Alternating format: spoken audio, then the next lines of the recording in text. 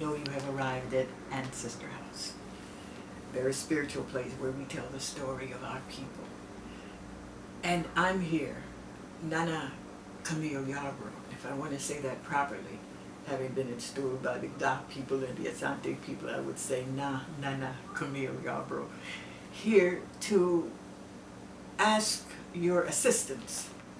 I want to tell our story. I want to tell it with its deep roots. And our hair has deep, deep roots. And that's my starting point today with this video.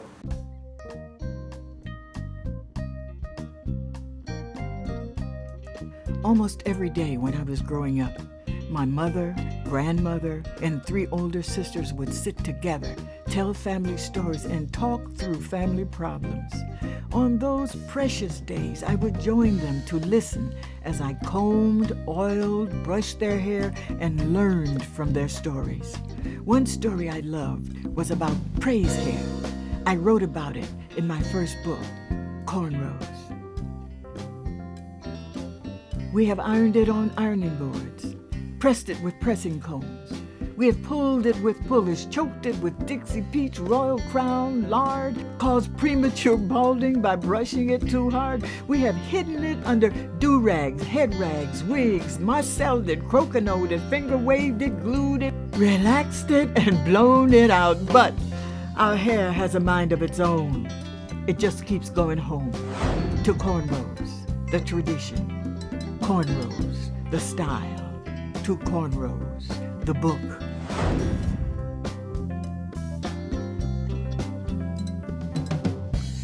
Sister tells the story. Mama tells the story. Daddy tells the story. Me too tells the story. And great-grandma tells the story. She said, there is a spirit that lives inside of you. It keeps on growing, it never dies. Sometimes, when we're afraid, it trembles. Sometimes, when we are hurt and ready to give up, it barely flickers. But it keeps growing. It never dies. Then Mama said, a long, long time ago, in a land called Africa, our ancient people worked through their spirit to give life meaning and to give praise. And through their spirit, gave form to symbols of honor, wisdom, love, and strength. Symbols which live forever just to give praise. Now, some symbols took form in royal stews, Grandma said. Some took form in sculptured ware. Some symbols took form in ritual masquerade. And Mama said some symbols took form in braided hair. Oh, you could tell the clan, the village, by the style of hair they wore. Then the royal Yoruba people were wearing 60 braids and more. You would know the princess, queen, and bride by number of the braid. You would know the gods they worshiped by the pattern that they made. Then a terrible thing happened.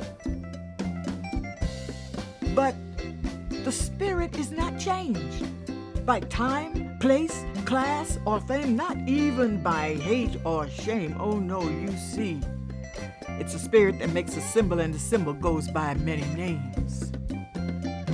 Little girl, little boy, let's play the hair name game. Every day a different style, every day a different name. Name it Robeson, name it Malcolm, you could name it Dr. King. Name it Du Bois, name it Garvin, name it something you can sing. Name it Tubman, name it Hamer, you can style a Fannie Lou. Name it Nzinga, Rosa Parks, and please name it Hatshepsut too. Name it Powell, Carver, Richard Wright, Langston Hughes.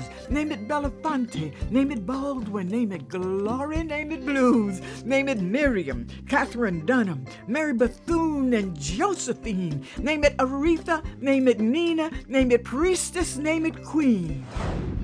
This is a cornrow story of a family tradition that came across the ocean in the spirit of a people This is a Cornrows story about the people's spirit. When you're quiet, you can hear it and feel it in your fingers when you work the braids. This is a Cornrows story of tragedy and glory, of how the spirit never dies, only changes, rearranges, gonna live forever, gonna live forever. Cornrows stories, an ocean of memories, joining two worlds. Cornrows stories, an ocean of memories enriching two worlds. Cornrows stories, an ocean of memories framing two worlds, teaching two worlds, healing two worlds, loving two worlds, growing two worlds, ever flowing, ever flowing. Cornrows stories, ever flowing. Cornrows stories, gonna live forever, gonna live forever. Cornrows, where you been? I've been undercover, but I'm back again. Talking about cornrows, talking about cornrows, talking about cornrows.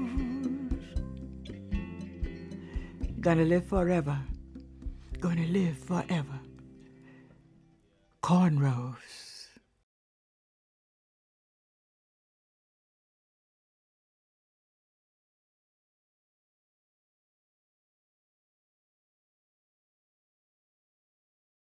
You saw me focusing on the story of cornrowed hair, and I'd like to do a 1 hour special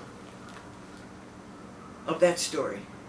Not just of what you saw, not that alone, but of fully developed characters, the people, the story, starting here, going back to the motherland and coming back here. Something that will supply our young people